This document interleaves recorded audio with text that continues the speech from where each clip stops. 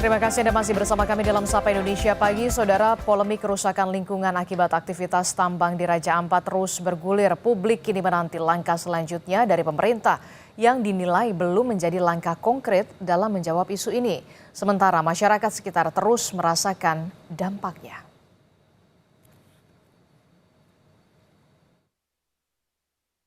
Hutan belantara yang dulu hijau lebat itu seketika gundul. Terbuka menganga di sana-sini. Cakar-cakar besi ekskavator dari luar pulau Raja Ampat datang menggali tanah dan bebatuan. Pantai Raja Ampat yang dulu jernih mulai keruh, mengancam biota laut dan terumbu karang, sumber kehidupan nelayan setempat. Nelayan di Raja Ampat bagian barat, kami menolak eksplorasi tambang di Raja Ampat karena tidak membawa dampak positif dalam bentuk apapun bagi kami. Pasca merebaknya isu pertambangan di Raja Ampat, masyarakat meminta pemerintah mengkaji ulang kebijakan aktivitas pertambangan karena Raja Ampat merupakan daerah wisata. Warga bilang sejak informasi aktivitas tambang menyeruak, wisatawan yang datang mulai berkurang. Karena pemerintah pusat ya mengeluarkan izin dan segala sesuatu IUP yang ada sendiri turun dan meninjau perusahaan yang ada termasuk di GAK, KW, dan di Manuram. Jangan cuma bicara baru tinjau ke lapangan. Apa situasinya dan apa resikonya turun kembali. Yang intinya kan pariwisata. Gaung keresahan masyarakat semakin menggema hingga ke media sosial. Aktivis pemerhati lingkungan turut merespon dengan upayanya masing-masing dan semakin menyita perhatian publik. Bukan hanya soal mementingkan sektor pariwisata dan perekonomian masyarakat, tetapi soal kerusakan lingkungan yang diakibatkan aktivitas tambang itu sendiri. Raja Ampat adalah surga terumbu karang dunia. Undang-Undang Nomor 1 Tahun 2014 tentang pulau-pulau kecil tidak diperkenankan adanya pertambangan di pulau-pulau kecil. Gitu. Jadi ini membuat kekeliruan seakan-akan kalau dia tidak pariwisata boleh. Padahal bukan itu, intinya adalah kegiatan pertambangan mineral dan batu bara tidak boleh dilakukan di pulau-pulau kecil. Dan saat ini kita juga bahkan bisa melihat sedimentasi yang terjadi di sekitar pesisir pulau-pulau yang ditambang di Raja Ampat, terutama di Pulau Gak dan di Pulau KW. Artinya secara kasat mata kita bisa melihat kerusakan lingkungan secara langsung yang terjadi di Raja Ampat. Merespon tudingan merusak ekosistem, PT GAK Nikel mengklaim pihaknya sudah membangun tempat reklamasi khusus. PLT Presiden Direktur PT GAK Nikel, Arya Arditya bilang, kegiatan di Pulau GAK Raja Ampat tidak hanya mengedepankan kepatuhan regulasi.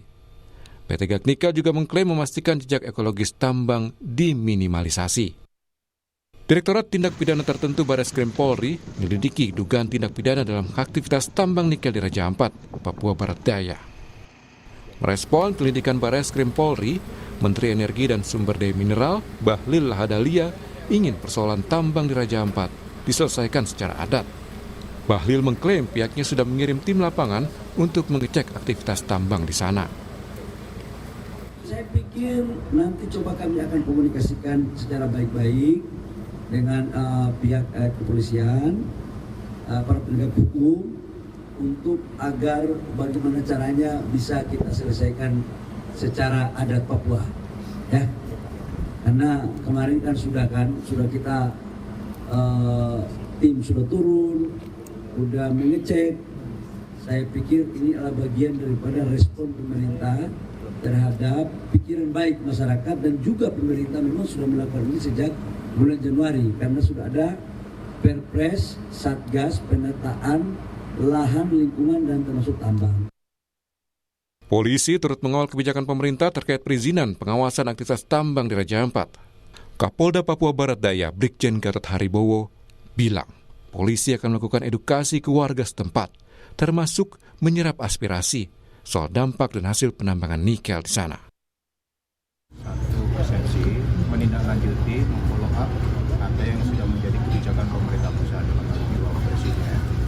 Untuk beberapa perusahaan-perusahaan yang sementara mau mengajukan izin, ini masih didalami, dan seperti disampaikan juga oleh Bapak Menteri kemarin, ada beberapa hal yang mungkin harus ditinjau ulang.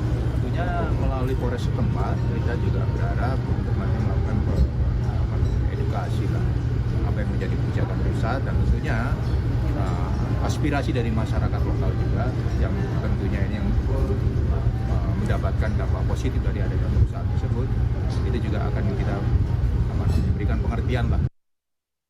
Kini publik menanti apakah langkah pemerintah saat ini sebagai jawaban mutlak penyelamatan lingkungan di Raja Ampat sebelum penyesalan besar karena dampak kerusakan lingkungan selalu masif dan permanen. Tim Liputan, Kompas TV.